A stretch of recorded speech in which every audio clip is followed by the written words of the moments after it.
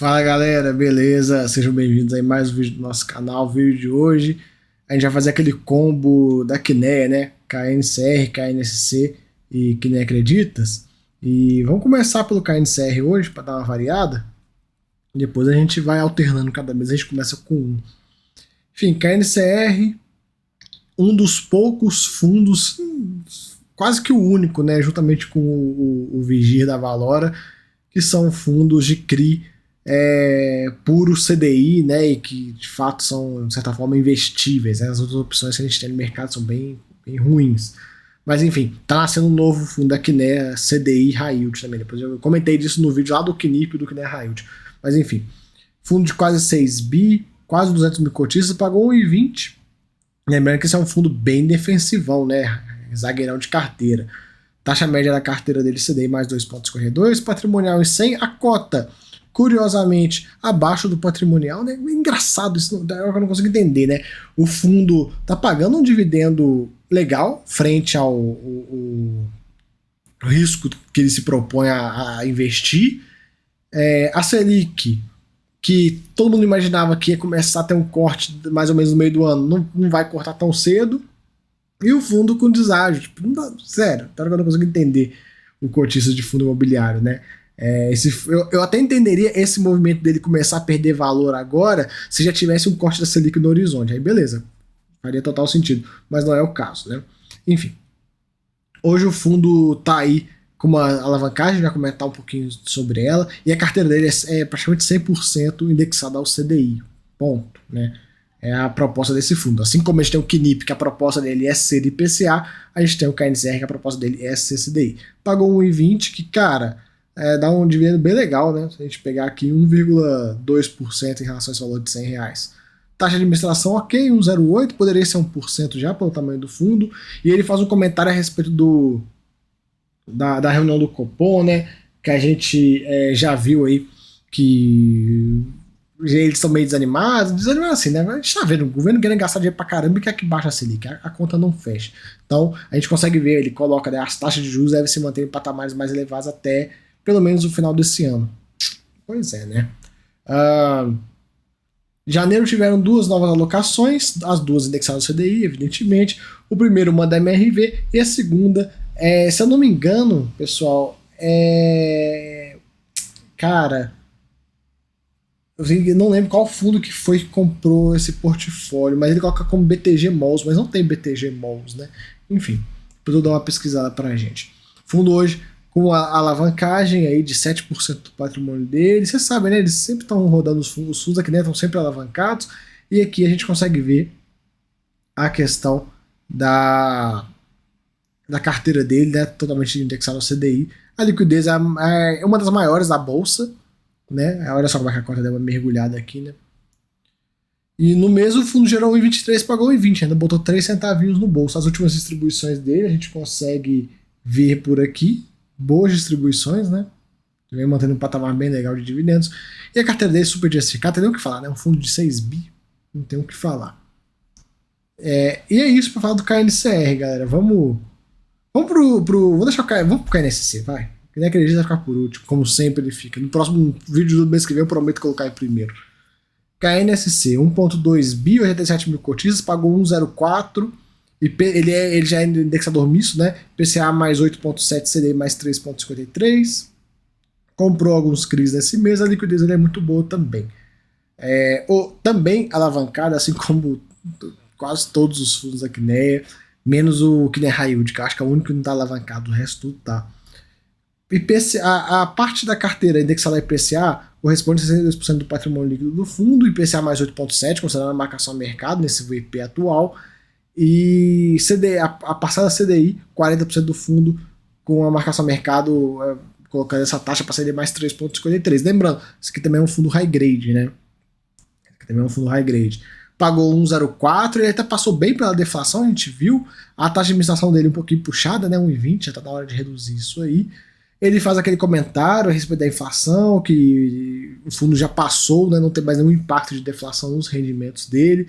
E ele faz dois comentários. O seguinte, o comentário a respeito de uma visão de um ano um pouco mais inflacionário. A gente está vendo o Boletim Focus só jogando a inflação para cima E em contrapartida, também a parcela CDI mais dele também vai ser beneficiada porque vão segurar a Selic nesse valor por mais tempo.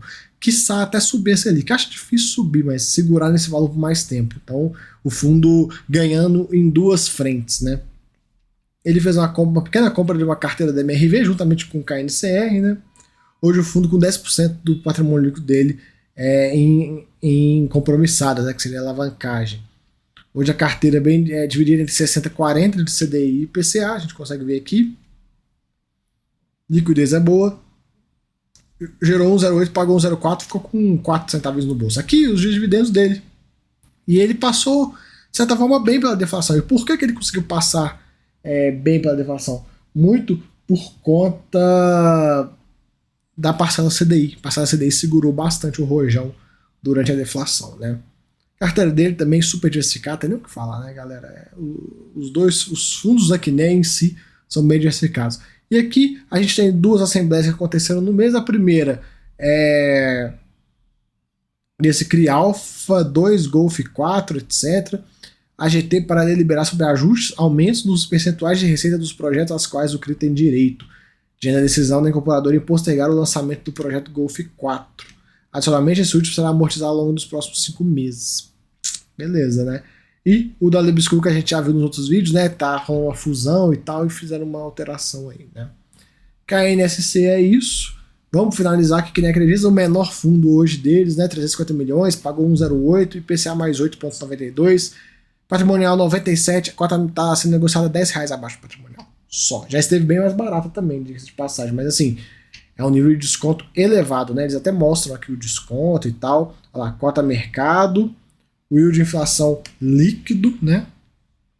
Conforme a cota cai, o yield aumenta, né? E hoje está nesse patamar de IPCA mais 9,37 líquido. Cara, bem alto, hein? Bem alto. Taxa de administração de 1,20, puxada também, né? O fundo pagou 1,08. E lembrando que este fundo, o atraso do indexador dele é de 2 a 3 meses. Então, agora que ele saiu de fato a deflação, e a gente consegue ver aqui, ó, novembro e outubro, 0,59 com 0,41. Nos próximos meses a gente deve ver os dividendos dele melhorando. Enfim, ele faz um acompanhamento bem legal, né? Essa parte de acompanhamento da carteira e tal, dos créditos.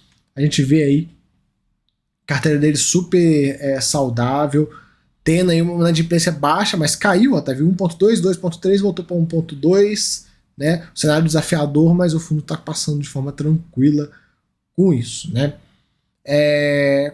Movimentações, eles alavancaram o fundo no mês passado para poder aí fazer uma alocação de recursos, alavancaram em quase 10% do PL. E a gente vê aqui, lembrando que esse aqui, se eu não me engano, é o único fundo da Quiné que tem mezanino subordinada. Lembrando que a subordinada que tem aqui não é da Creditas, é da MRV aí que ele tem. Aqui a cota, como é que tá sofrendo bem, né? O fundo gerou 1,08, pagou 1,08. E a gente vê, né, como que ele sofreu na deflação e agora voltou e deve continuar cada vez mais melhorando. Aqui uns dados da carteira dele, ticket médio, né, das operações. Lembrando que esse fundo eu já expliquei bastante sobre a mecânica dele nos outros vídeos. Não vou explicar de novo aqui, porque todo vídeo eu explico.